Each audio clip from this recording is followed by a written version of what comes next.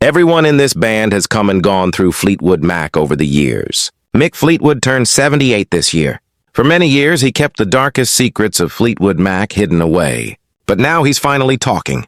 The love affairs that destroyed friendships. The cocaine that cost him $60 million. The backstabbing that made Stevie Nicks ban someone from the recording studio.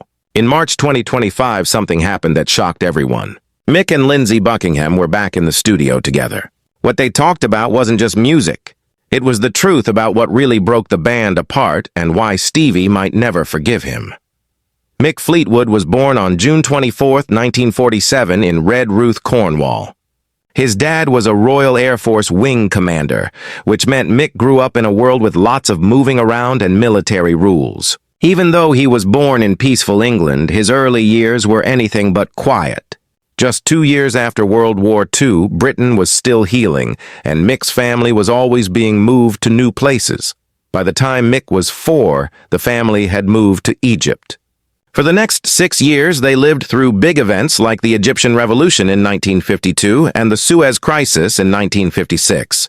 Mick experienced the culture every day. He picked up the sounds, the rhythm, and the feeling of a land completely different from England. These years gave him a natural connection to non-Western music, especially drums. Long before he became a drummer, he had already learned the complex beats and layered sounds of Egyptian street music. That influence would quietly show up years later in the way he played. After Egypt, his family moved again, this time to Norway. Mick was around 10 years old. His father had been sent there through NATO. Mick went to local schools and learned to speak perfect Norwegian. Though he later forgot the language, being fully surrounded by it taught him how to adapt to new places. Norway's long winters and dramatic light patterns added something else to how he saw the world. He began to understand mood and atmosphere in a different way. That understanding later came through in his music, especially in how he created feeling with rhythm. Being isolated in Norway also made him more independent and gave him a comfort with silence that most kids never learn. School, however, was hard. Mick had severe dyslexia, and it left him frustrated and misunderstood. He failed tests even though he was clearly smart and creative. Teachers were often confused.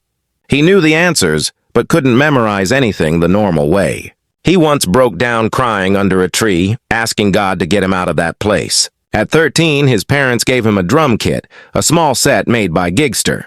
That gift changed everything. He taught himself to play in the attic, practicing to Everly Brothers and Cliff Richard records. With no formal lessons, Mick developed a natural, instinctive style. What started as therapy became his calling. Creativity ran through his family. His father wrote poetry and played drums for fun. His sister Susan became an actress, and his other sister Sally explored sculpture. Mick was part of that same creative flow. When he was 12, he built a fake nightclub in a barn behind their house in Gloucester. He called it Club Keller. He set up lights, made a stage, and imagined it full of people. Years later, he opened a real venue in Maui called Fleetwood's on Front Street, and he traced the idea directly back to that barn. That childhood fantasy wasn't just pretend. It was a vision. He already understood that music was about creating a world people could step into. At 15, Mick dropped out of school. He was failing and miserable. His family surprisingly supported the decision. They believed in him, especially after seeing how he'd connected with music. They bought him a better drum kit and he moved to London to chase the dream. He didn't have a car, but he bought a used taxi. It became his band van. People started hiring him not just because he could play, but because he showed up with real drums and could transport them himself. That made him valuable. He slept on the floor of his sister Sally's place in Notting Hill and started getting into the local music scene. Things started moving fast. Within a year of arriving in London, a musician named Peter Bardens, who lived just a few doors away, offered him a job. Bardens needed a drummer for his band, The Cheney. It was 1963 and Mick was only 16, almost right away. They were opening for acts like the Rolling Stones and the Yardbirds. They even appeared in a short film in 1965 called Mods and Rockers, where a young-haired Mick can be seen drumming. He had officially entered the world of rock and roll, and he hadn't even turned 18 yet. After that, he joined the Bow Street Runners in 1966. The band had already won a major contest 2 years earlier on a TV show called Ready, Steady, Win. a competition designed to find the next Beatles. They had scored a recording contract and $1,000 in prize money.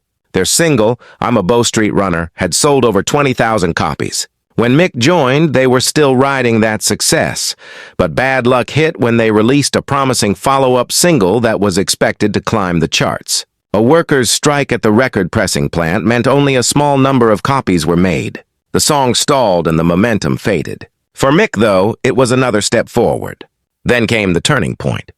In April 1967, he got a chance to try out for John Mayall and the Blues Breakers. The band was the heart of Britain's blues scene, and it was a huge opportunity. Mick was terrified during the tryout, but he got the job. He was now playing with top musicians, including bass player John McVie. The two became close. But the good times didn't last. Mick's drinking got out of control, and he was eventually fired for showing up drunk to shows. Still, the experience gave him something no school ever could. Mayall's band was like a blues university. Mick was learning from the greats, absorbing everything from John Lee Hooker to Muddy Waters. He was becoming more than just a drummer, he was becoming a bluesman.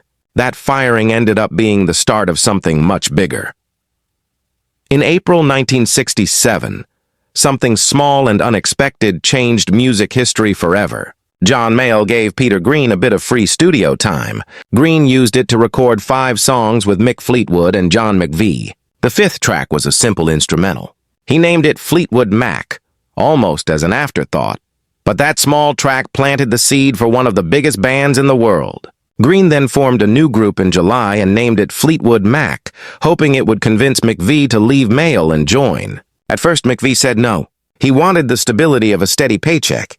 So Green brought in Bob Brunning as a temporary bass player. Just a few weeks later, McVie changed his mind and joined for good. The band made their first appearance on August 13, 1967, at the National Jazz and Blues Festival under the name Peter Green's Fleetwood Mac, featuring Jeremy Spencer. Their first album came out in February 1968 and did something few ever expected. Without a single hit song, the record still reached number 4 on the UK charts and stayed there for 37 weeks. It sold over 1 million copies in the UK, even though it never received official certification. It didn't rely on radio play or media hype. It grew through word of mouth and the band's raw live shows. The album mixed blues covers with original tracks, including Long Grey Mare and Shake Your Moneymaker. In the US, the album barely made a dent, peaking at number 198 on the Billboard chart. The early sessions began in September 1967 with Brunning, but by November, McVie had joined and completed the album. Its quiet success proved that real talent could still rise without flashy marketing. By the end of 1968, 2 new faces changed everything. First came 18-year-old Danny Kirwan. Green had seen him play in a boiler room with his band, Boiler House. Green was so impressed he offered them a support slot. But when the others refused to go pro, Green placed an ad for a new guitarist. Over 300 people applied, but no one matched Kirwan. Green simply invited him to join as their 3rd guitarist. Then came Christine Perfect. She had just been voted Best Female Vocalist by Melody Maker readers and was still in Chicken Shack. She played keyboards on the band's 2nd album as a guest. Later that year, Fleetwood Mac released Albatross. With Green and Kirwan trading lead guitar, the song became their first number 1 hit across Europe. Green later said that without Danny, the song would never have worked. In August 1968, they released their 2nd album, Mr. Wonderful. It was recorded live in studio, using real amplifiers and a PA system which gave it a raw live feel.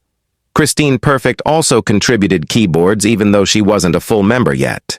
The album marked a shift from strict blues, including songs like Stop Messing Around. Surprisingly, the Beatles took notice and even considered signing Fleetwood Mac to their Apple label. But their manager, Clifford Davis, turned down the offer. Instead, the band signed with Warner Brothers through Reprise Records, where they've stayed ever since. This was also when their label troubles began. They left Blue Horizon and briefly joined Immediate Records, which had money problems. It forced them to search again for a stable record deal. September 1969 brought another big change. The album Then Play On signaled their shift into psychedelic rock. It was a bold step away from blues, and it worked. The album reached number 4 in the UK with its lead track, Oh Well, climbing to number 2. Danny Kirwan's contributions stood alongside Peter Green's creating a new sound. Around the same time, the band flew to Chicago to record at Chess Records with blues legends like Willie Dixon, Buddy Guy, and Otis Spann. The mix of blues and psychedelia gave the album an edge that